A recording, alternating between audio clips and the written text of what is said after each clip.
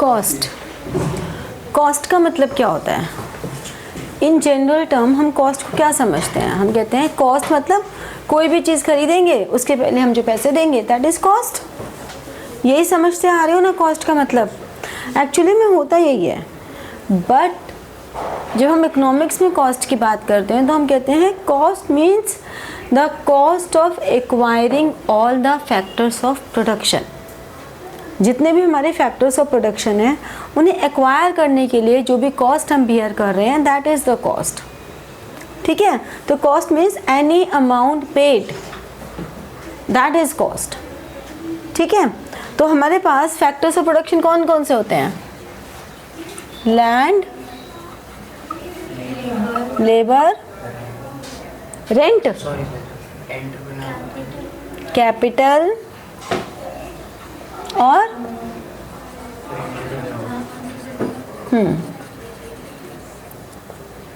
Land के बदले में क्या देते हैं?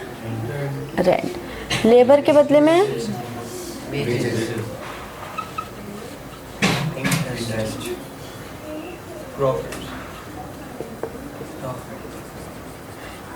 तो इनको जो हम पेमेंट कर रहे हैं, that is all total amount paid to acquire all these resources is called total cost। ठीक है, समझ में आई बात? अब जब हम कॉस्ट को पढ़ते हैं तो हमें थोड़ी सी बेसिक सी डेफिनेशंस इसकी पता होनी चाहिए। जैसे कि एक हमारे पास होती है मनी कॉस्ट। ठीक है, मनी कॉस्ट में क्या हुआ? मनी कॉस्ट में हमने कहा एक्सप्लिसिट कॉस्ट और इम्प्लिसिट कॉस्ट। एक्सप्लिसिट कॉस्ट का मतलब जो एक्सटर्नल पेड टू एक्सटर्नल, जो भी हम एक्सटर्नल को पे कर रहे हैं, दैट इज एक्सप्लिसिट कॉस्ट। जो भी हम सेल्फ ओन्ड रिसोर्सेज को पे कर रहे हैं वो है इम्प्लिसिट कॉस्ट। जैसे कि if we purchase a land और we do a business on any place where we are paying rent, तो ये सब क्या है?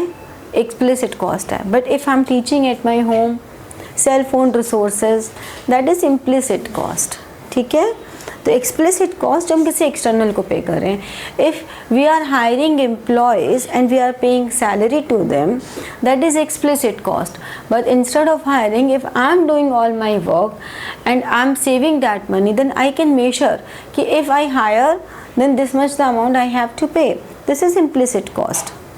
तो there is some difficulty in calculation of implicit cost. थोड़ा तो डिफ़िकल्ट है ही कि ये घर मैं इतना पोर्शन पढ़ाने के लिए यूज़ कर रही हूँ, लेकिन अगर मेरे गेस्ट आएंगे तो मैं यहीं पे इसको अपना ड्राइंग हॉल बना लूँगी। तो ये बड़ा मुश्किल है, but still we try it. Economics में इम्प्लिसिट कॉस्ट को भी वैल्यू किया जाता है और उसके थ्रू हम टोटल कॉस्ट कैलकुलेट करते हैं। तो explicit cost and implicit cost. ठीक है, समझ में आया? फिर एक हमारे पास आती है हाँ real cost.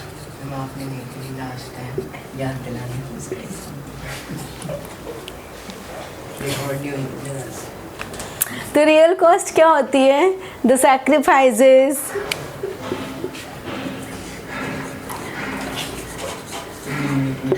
Pen, all the sacrifices, all the pains. जैसे आज छुट्टी वाले दिन अगर आप लोग यहाँ से बैठ के पढ़ रहे हो तो यू आर सेक्रीफाइसिंग। वो अपने बर्थडे वाले दिन आज बर्थडे सेलिब्रेट बाद में करेगा, पहले वो क्लास के लिए आया। This is the real cost. Fees तो माँ बाप ने पे की है, फीस का क्या जाता है? ठीक है ना, किताबें भी माँ बाप के पैसे से खर्च आते हैं, बट वो थक गया तब भी वो बैठ के पढ़ रहा है अभी, that is the real cost. अगर किसी बच्चे को थप्पड़ खाना पड़ जाता है तो वो रियल कॉस्ट है कि बेचारे ने नंबर कम आने पे या उस पे देर से जाने पे क्या किस किस चीज़ के लिए पढ़ते हैं, तो वो जो थप्पड़ खाया that is the real cost, वो पेन। तो मनी कॉस्ट वो है विच इज पेड और calculated in terms of money. So if your parents are paying fees, your parents are giving you money for going school, for going tuition classes, for purchasing books, register, pen, that is the cost of your parents. But real cost तो तुम bear कर रहे हो। छुट्टी वाले दिन उठ कर आना, फिर सुबह डांट खाना कि ब्रेकफास्ट करके जाओ, नींद खराब करके सुबह 6 बजे की क्लास के लिए उठ के आना, लेट घर जाके ट्यूशन के बाद मस्ती करनी, फिर उसके बाद घर जाके फिर एक खजाक खाना कि कहाँ रहती देर से। This is all real cost, ठीक है। तो got the difference between money cost and real cost. फिर हमारे पास एक डिफरेंस आता है टोटल कॉस्ट, एवरेज कॉस्ट और मार्जिनल कॉस्ट। क्या होता है ये? Total cost is the total cost of acquiring all the factors of production. Average cost is total cost upon quantity, तो यानी कि cost per unit. Marginal cost is additional cost for producing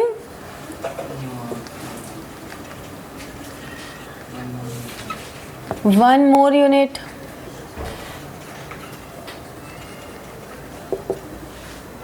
ठीक है ना, ये हो गया। फिर ऐसे ही टोटल कॉस्ट को एक हमारे पास होती है फिक्स्ड कॉस्ट, एक होती है वेरिएबल कॉस्ट और एक होती है step cost. Fix cost which do not change with the level of output, जैसे कि रेंट ऑफ अ हाउस, अगर आप रहे या ना रहें आपको पे करना ही पड़ेगा। लेकिन रॉ मटेरियल वेरिएबल कॉस्ट है, जितना यूज़ करोगे उतना ही लगेगा कॉस्ट, ठीक है ना। स्टेप कॉस्ट होती है जो एक टाइम तक फिक्स रहती है, जैसे कि आपका इलेक्ट्रिसिटी बिल एक टाइम तक फिक्स रहेगा, फिर वो इंक्रीज हो जाएगा उसका स्लैब, फिर वो ज़्यादा स्लैब से लगेगा, तो इस तरह से वो स्टेप कॉस्ट है। तो ये हमारे 3 कॉस्ट होती है। अब इन सबको मिला के जब हम कहते हैं तो हम कहते हैं जो टोटल कॉस्ट है that is total fixed cost and total variable cost. जो हमारी वेरिएबल कॉस्ट है, सॉरी एवरेज कॉस्ट है, that is average fixed cost and average variable cost. तो इन सबको समझने के लिए जो फिक्स्ड और वेरिएबल का डिफरेंस है, this is in short run and long run. जो हम लोगों ने किया कि शॉर्ट रन में ही हमें फिक्स्ड और वेरिएबल की बात कर रहे हैं, लॉन्ग रन में तो सभी कुछ वेरिएबल होता है, because scale of production can be change. समझ में आई ये बात? तो इसलिए ये हमारे पास फिर आगे चल के इनके डायग्राम्स, न्यूमेरिकल्स ये सब आ जाते हैं, ठीक है। तो ये समझ में आया कॉस्ट का पॉइंट, क्लियर हुआ? कोई डाउट? कोई डाउट? एक अपॉर्चुनिटी कॉस्ट भी होती है।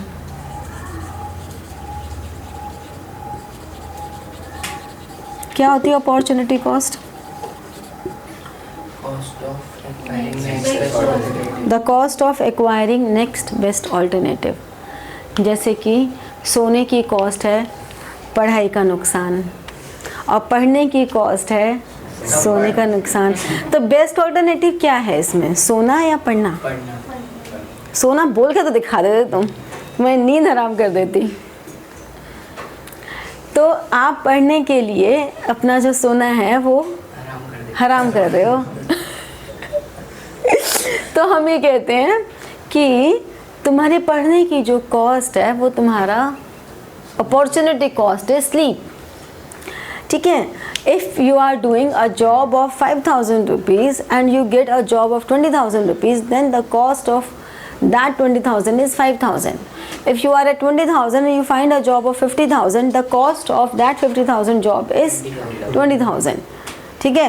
If you have a time of 2 hours and you have 2 subjects, accountancy and economics, and you choose accountancy, the opportunity cost of studying accountancy is the foregone of economics, ठीक है ना।